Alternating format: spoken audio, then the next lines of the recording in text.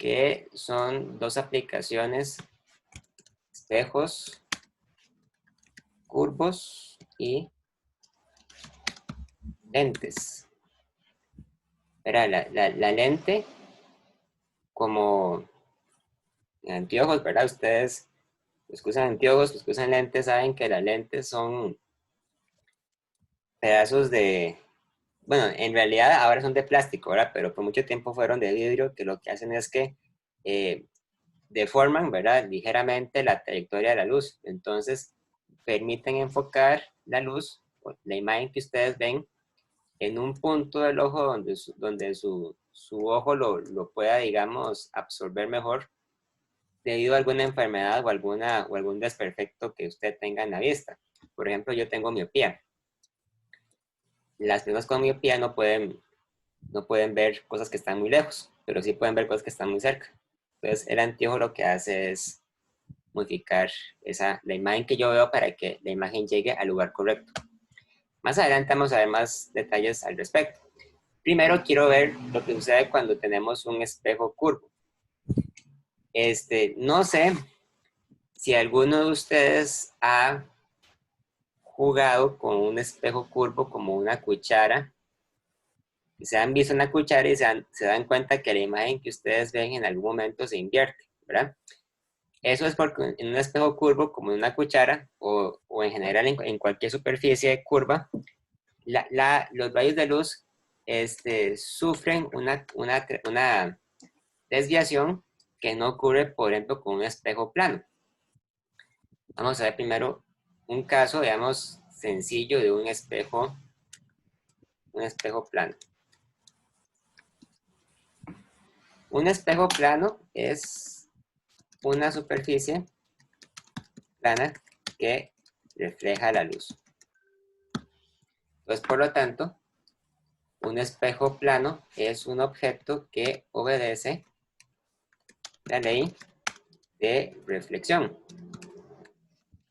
Y se acuerdan que la ley de reflexión lo que decía es que el ángulo de incidencia era igual al ángulo de reflexión, ¿verdad? Simplemente. Entonces, si ustedes tienen, por ejemplo, un espejo plano y ustedes observan su reflejo en el espejo plano, ¿verdad? Ustedes ven que hay otra persona detrás del espejo que es igual a ustedes, pero que tiene una inversión de simetría. Porque cuando ustedes levantan, por ejemplo, la mano derecha, la persona que está en el espejo levanta la mano izquierda. O al menos pareciera que es la mano izquierda. Nicolás levantó la mano. ¿Qué pasó? Solo era para informarle que es que José Murillo dice que el internet de él está como intermitente, entonces que se podría desconectar. Ok. Ahí. Gracias. Entonces, cuando hay una situación como esta, es importante establecer algunas convenciones para referirme a lo que estoy dibujando. En primer lugar, la persona real que existe es lo que en óptica se conoce como el objeto. El objeto, ¿verdad? Obviamente una persona no es un objeto, pero en el lenguaje de la óptica decimos que el objeto es aquel cuerpo que se coloca de frente a un espejo y que por lo tanto produce un reflejo. Mientras que lo que sucede detrás del espejo se conoce como una imagen, ¿verdad? La imagen no es real, en el sentido de que realmente no existe o no hay nada que se encuentre detrás del espejo. Usted lo que está viendo simplemente es una ilusión óptica. Sin embargo, es conveniente llamarle a eso la imagen, ¿verdad? También tenemos que referirnos a la distancia que hay entre el objeto y el espejo. Esta distancia la llamamos la distancia de O. ¿Okay? La distancia entre el objeto y la imagen. Mientras que la distancia a la que la imagen se encuentra aparentemente con respecto al espejo se conoce como la distancia de I. de ahí. Okay. Es importante recalcar que esa distancia de ahí, la distancia de ahí realmente no existe, porque realmente no hay ninguna imagen, no hay ningún objeto detrás del espejo. Pero cuando ustedes se ven en un espejo, ¿verdad? Ustedes pueden más o menos determinar o deducir a qué distancia aparenta que se encuentra la imagen con respecto al espejo. Llamamos la distancia de I. Otras propiedades importantes en óptica se refieren al tamaño de los cuerpos. Entonces, el tamaño del objeto, en este caso diríamos la estatura de la persona, le llamamos HO. Mientras que a la estatura de la imagen la llamamos HI.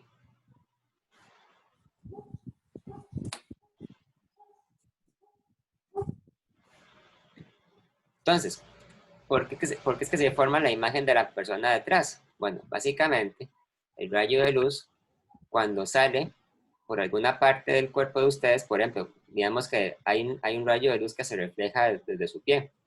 Entonces, el rayo de luz viaja hacia el espejo y cuando llega al espejo, entonces se forma, ¿verdad?, la línea normal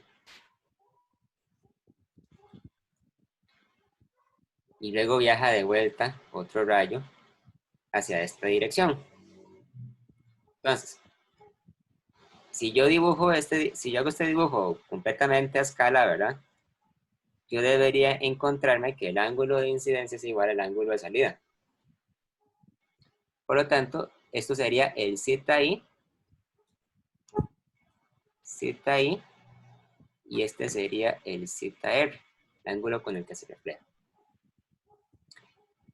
Cuando una persona recibe la imagen que llega desde el espejo, esa persona tiene la impresión de que el rayo de luz realmente vino desde esta dirección, ¿verdad?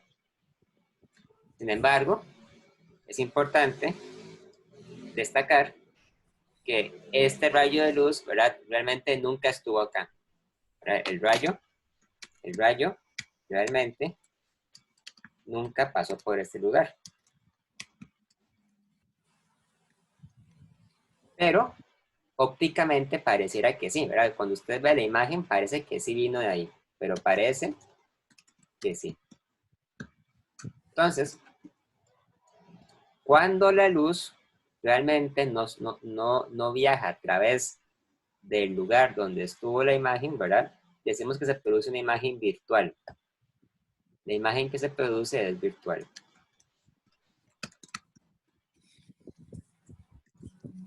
Porque la luz nunca viajó por ese lugar. Ahora, los espejos planos son muy aburridos porque no sucede nada interesante desde el punto de vista óptico con ellos, ¿verdad? En un espejo plano,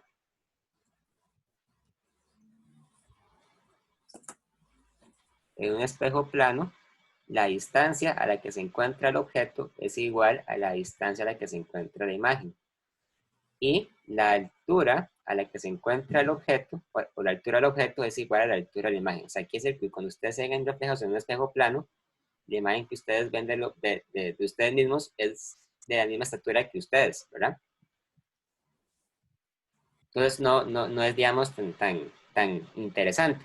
Pero cuando tenemos espejos curvos, como una cuchara, por ejemplo, puede suceder que la imagen que ustedes vean sea más grande o más pequeña que ustedes. Incluso puede ser que la imagen se invierta, o sea, que ustedes se vean de cabeza. Eso sucede sobre todo cuando ustedes van a un juego como, creo que había uno en el Museo de los Niños, donde ustedes se vean reflejados y la imagen del espejo está distorsionada porque no es un espejo plano, es un espejo curvo. Entonces, en, en general, un espejo curvo puede tener cualquier forma, ¿verdad? Pero por motivos de clasificación, digamos, existen dos tipos importantes. Hay espejos curvos cóncavos y hay espejos curvos convexos. ¿Qué quiere decir, por ejemplo, la palabra cóncavo? Bueno, cóncavo quiere decir que tiene una cavidad, ¿verdad? Que tiene un hueco. Entonces, un espejo cóncavo se puede construir cuando ustedes agarran una esfera, ¿verdad? Por ejemplo, una esfera, pero le quitan una mitad. Le quitan esta mitad. Entonces, la superficie que está viendo hacia ustedes es la superficie reflectora.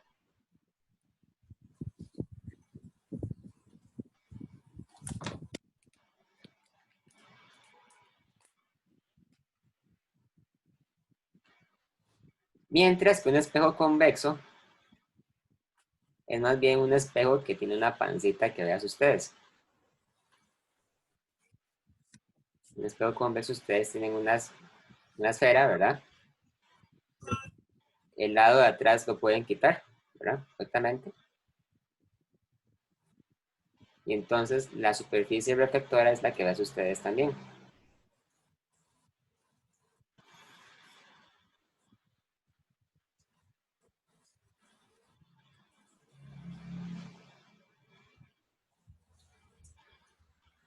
Obviamente, si ustedes hacen un espejo que sea reflector por delante y por detrás, entonces el mismo espejo puede ser cóncavo o puede ser convexo dependiendo de cuál lado es el que ustedes utilizan para reflejarse, ¿verdad? Si ustedes se reflejan del lado que muestra la pancita, es convexo, pero si ustedes se reflejan del lado que más bien muestra la cavidad, entonces es un espejo cóncavo. Y bueno, pueden haber combinaciones de los dos, ¿verdad? Pero bueno, para nuestros propósitos vamos a considerar solamente los espejos que ya sean cóncavos o que sean convexos. Chicos, por cierto, cuando llegan a la charla, pongan presente en los comentarios para que quede registrado.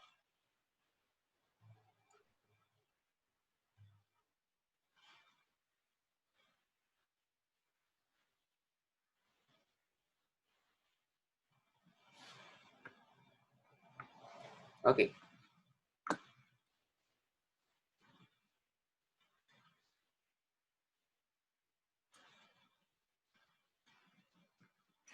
Damos un ejemplo de esto.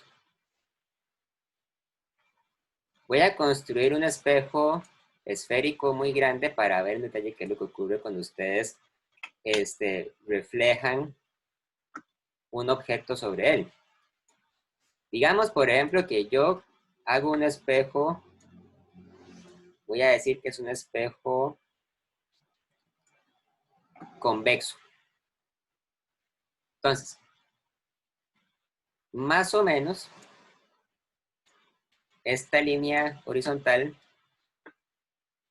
parte a la esfera en dos mitades iguales. Más o menos, ¿verdad? Digamos que el centro del espejo se encuentra acá. En este punto voy a marcar con la letra C para referirme a él como el centro. Y voy a eliminar la parte trasera del espejo porque no sirve para nada. Entonces, esto que está acá, lo voy a borrar. Esto y esto también.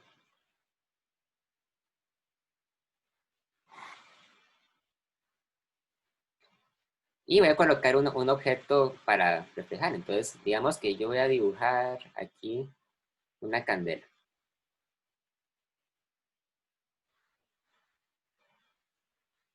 Una llamita y todo.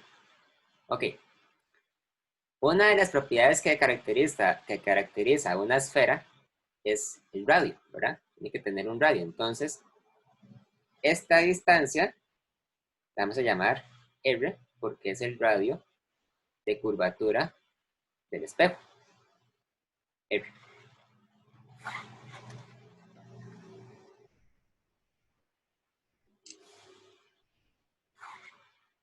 Es el radio. Cuando nosotros estudiamos un espejo como este, aparece, ya vamos a ver por qué, un lugar importante, o sea, que tiene una importancia, digamos, geométrica que se llama el punto focal.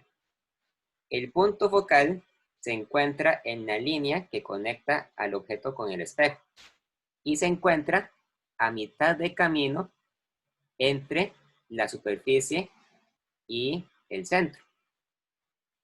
Y se marca con la letra F. O sea, F corresponde al punto focal o foco, como se le conoce de manera más abreviada. Entonces, el foco se encuentra a una distancia de R medios del centro, ¿verdad? Obviamente también se encuentra a una distancia de R medios de la superficie del espejo. Esto sería R medios y esto sería también R medios. Existe también otro punto focal que se encuentra afuera del espejo y que también se encuentra a una distancia R medios del espejo. Entonces hay dos puntos focales, ¿okay? Uno que está adentro y otro que está afuera. Y a los dos puntos focales los representamos con la letra F. Uno que está adentro y otro que está afuera. Obviamente no tiene sentido, digamos, hablar del radio afuera de la esfera porque el radio solamente es uno, es el que se encuentra aquí. Entonces, ¿qué ocurre, por ejemplo, cuando un rayo de luz viaja donde está el espejo y se devuelve? ¿Qué hace ese rayo exactamente? Bueno, podemos considerar varios tipos de rayos y ver qué ocurre con ellos. Por ejemplo, digamos que hay un rayo de luz que viaja horizontalmente desde la punta de la llama. ¿Sí? El rayo viaja y pega acá. Lo estoy dibujando de color rojo porque el rojo es el color de la llama, ¿verdad? Entonces, cuando este rayo de luz viaja y pega sobre la superficie del espejo, el rayo no sigue avanzando, ¿verdad? Sino que se tiene que devolver, tiene que reflejarse. Entonces, vamos a ver de qué manera se tendría que reflejar ese rayo para poder cumplir con las ecuaciones o con el principio de reflexión. Es decir, que el ángulo de incidencia sea igual al ángulo de reflexión. Cuando el espejo no es plano, sino que es curvo como este, hay que tener también mucho cuidado con la forma en que definimos el ángulo de incidencia, ¿verdad? Porque recuerden que se mide con respecto a la normal. Pero si la superficie es curva, entonces la normal va a cambiar o va a depender de dónde la estamos midiendo. La normal para una esfera siempre sale del centro y va hacia afuera. Entonces, esta línea que yo dibujo es la normal. La línea normal. Y yo sé que esta línea es la línea normal porque si ustedes dibujan el ángulo muy pequeñito de la línea con la superficie esférica, se dan cuenta que este es un ángulo recto, era un ángulo de 90 grados. Pero hay que tomar un pedazo muy pequeño del espejo para medirlo, porque si ustedes toman un pedazo muy grande, entonces se va curvando, ¿verdad? Y entonces deja de tener sentido hacer esa medición del ángulo de 90 grados. Entonces, este es el ángulo de incidencia. ¿Cuál va a ser el ángulo de reflexión? Bueno, resulta ser que una manera conveniente de medir el ángulo de reflexión es tomándolo desde el punto focal.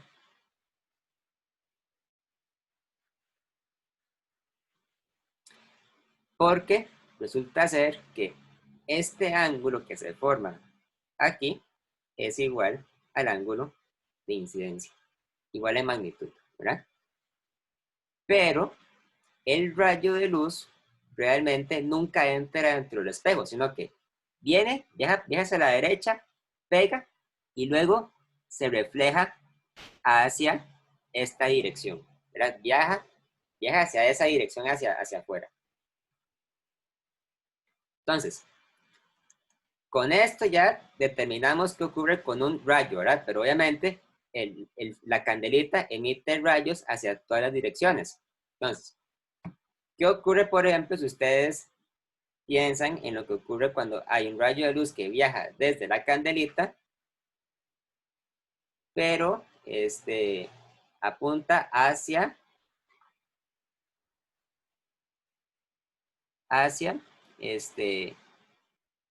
la, hacia la superficie del espejo, exactamente en la línea que pega con horizontal. Bueno, en ese caso, el ángulo de incidencia sería este ángulo de acá, ¿verdad?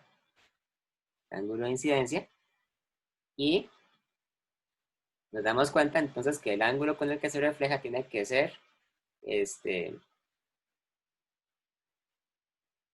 ¿verdad?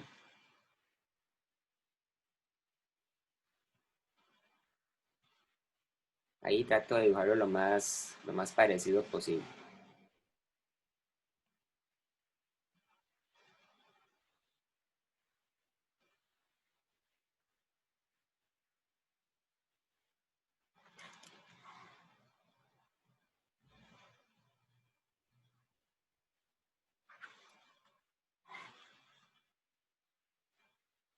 ¿Qué pasa si yo, por ejemplo, dibujo un rayo que va dirigido hacia el centro de la esfera? Entonces, ese rayo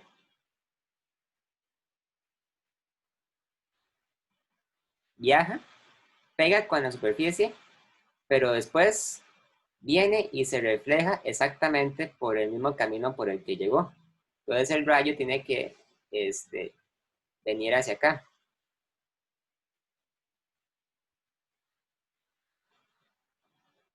Voy a dejar más grueso para que sea mejor.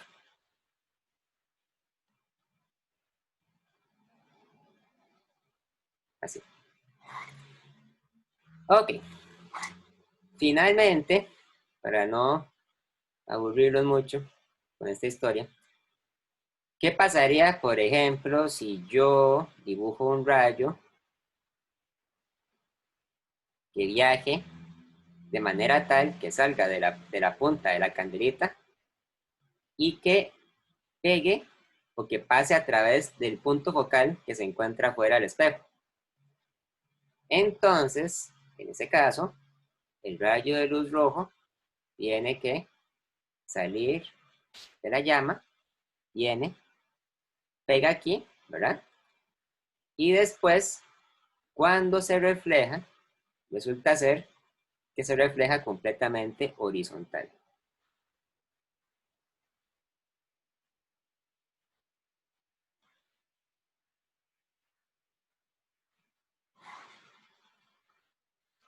Se refleja completamente horizontal.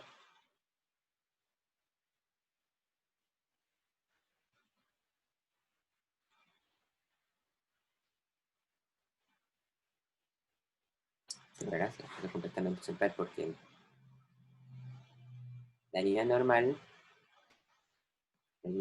viene, pasa por acá.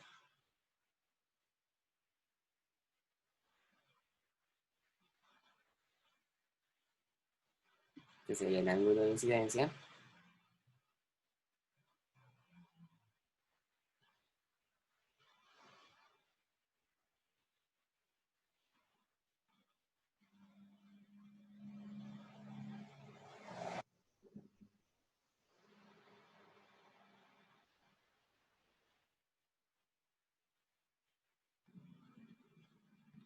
Sería el ángulo de incidencia y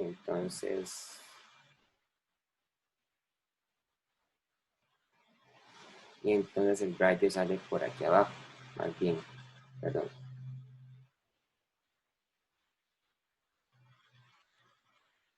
Ok. Entonces, con lo que estoy tratando de mostrarles en este dibujo es que la luz viene concentrada en un punto que es la llanita, ¿verdad? Pero cuando viaja y pega con el espejo, ¿verdad? El espejo la refleja pero la refleja de manera tal que los rayos de luz entonces viajan dispersados hacia afuera, viajan de una manera divergente. Entonces, lo que decimos es que un espejo como este, ¿verdad? En este caso, el espejo produce rayos de luz divergentes. O sea, porque los rayos viajan, pegan y se reflejan, pero a la hora de reflejarse viajan hacia todas direcciones. Entonces, resulta ser, ¿verdad? Que los rayos de luz que se reflejan parece que en su camino pasan a través de un punto que está acá, que es el punto donde se concentran los rayos dentro del espejo. Entonces, en este lugar se produce la imagen del espejo. O sea, que ese es el lugar donde pareciera ser que el espejo produce una imagen, ¿verdad? O un dibujo de una candela pequeñita. O sea, realmente no hay una candela ahí. Pero pareciera ser que la imagen que produce está metida ahí. Ahora, una propiedad de esta imagen es que es más pequeña que el objeto real, es reducida.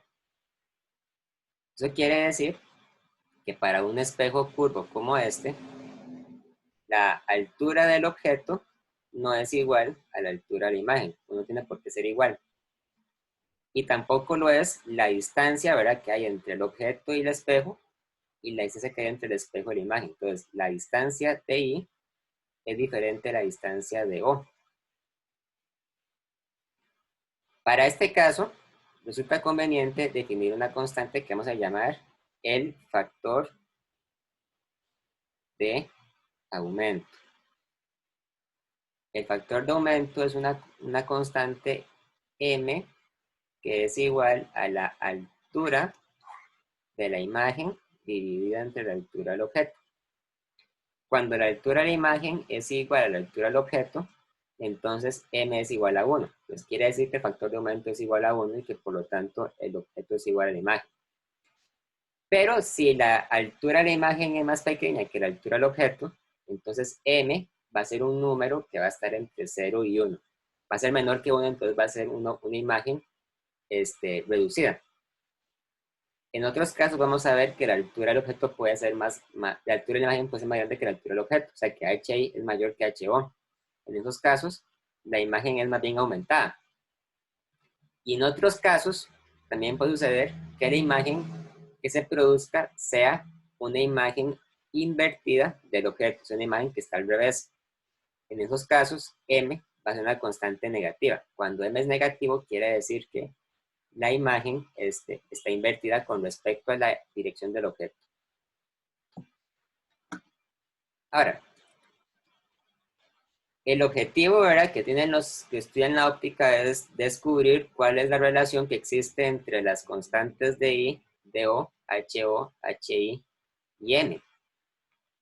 Resulta ser que la relación que hay entre ellas no es para nada trivial, ¿verdad? O sea, uno las puede encontrar trabajando este problema con la geometría, pero es un proceso bastante complicado, bastante largo y que no tiene, digamos, mucha importancia que nosotros veamos la deducción ahora porque puede ser bastante trabajosa. Entonces, voy a mostrarles cuáles son las ecuaciones que describen la relación entre las H's, entre las D's, ¿verdad? Sin demostrar por qué salen así, pero vamos a ver después varios ejemplos de cómo aplicarlos. Entonces, la primera ecuación que vamos a ver es la ecuación, bueno, la ecuación que define el factor de aumento. El factor de aumento es, por definición, ¿verdad?, como ya vimos, igual a HI dividido entre HO. Es decir, la altura de la llamita, ¿verdad? De la imagen con respecto a la altura del objeto. Resulta ser que esto también es igual a menos la distancia de I entre la distancia de O. O sea que ustedes pueden relacionar las alturas con las distancias a las que se encuentran la imagen y el objeto con respecto a la superficie del espejo.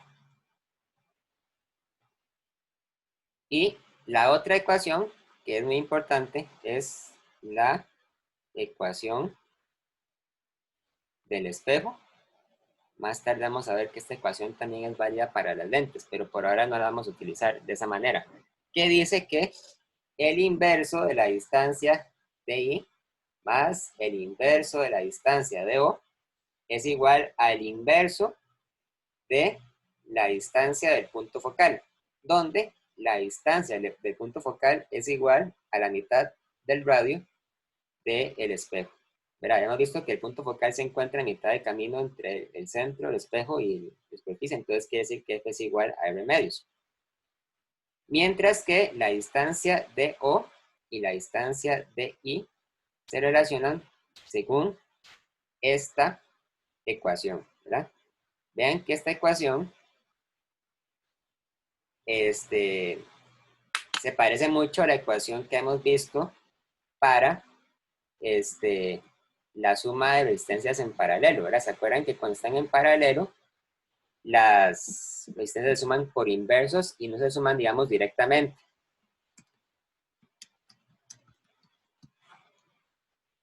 Entonces, por ejemplo, si ustedes quisieran despejar DI o DO de esta ecuación, ustedes ponen, ¿verdad? Que, bueno, 1 entre DI es igual a 1 entre F menos 1 entre DO.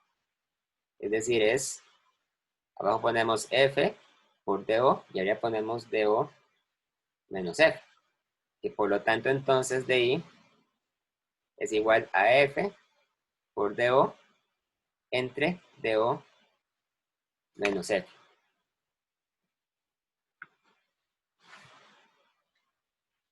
Es importante también ver que las DIs y las DOs pueden ser positivas o pueden ser negativas.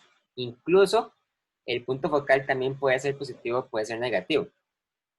Entonces, hay que definir cierta convención de signos para tener claridad de cómo utilizar esto correctamente.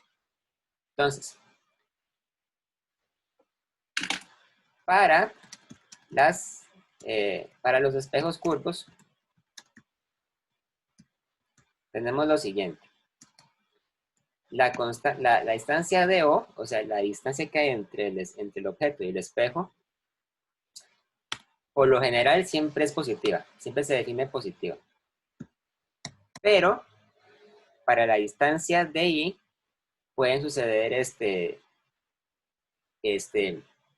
una de dos cosas. De I puede ser positivo o puede ser también negativo. Cuando DI es negativo, significa que la imagen que se forma es virtual. Es decir, que la imagen se forma detrás del espejo. En este caso, cuando digo detrás, lo que quiero decir es que se forma a la derecha del espejo, ¿verdad? Detrás quiere decir a la derecha, en este caso. Pero de ahí también puede ser positivo. La imagen que se forma se llama real, una imagen real. Se forma delante del espejo, es decir, se forma a la izquierda del espejo, ¿verdad?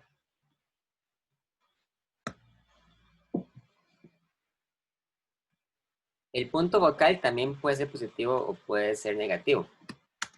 El punto focal es positivo para espejos convexos, como el que acabamos de ver, y es negativo para espejos cóncavos.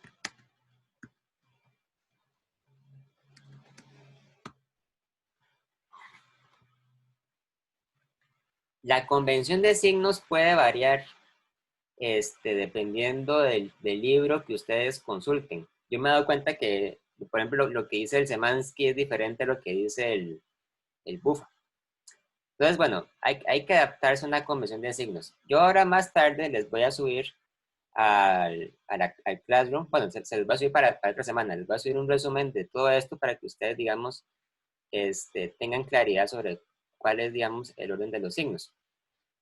Ya que se acaba el tiempo de clase, entonces lo que vamos a hacer es que vamos a dejarlo hasta acá, pero el martes les voy a subir un video donde resuelvo un problema de espejos curvos y les dejo una pequeña práctica para que hagan como hemos estado realizando. Entonces, dejémoslo hasta acá. Si tuvieran alguna duda, alguna pregunta.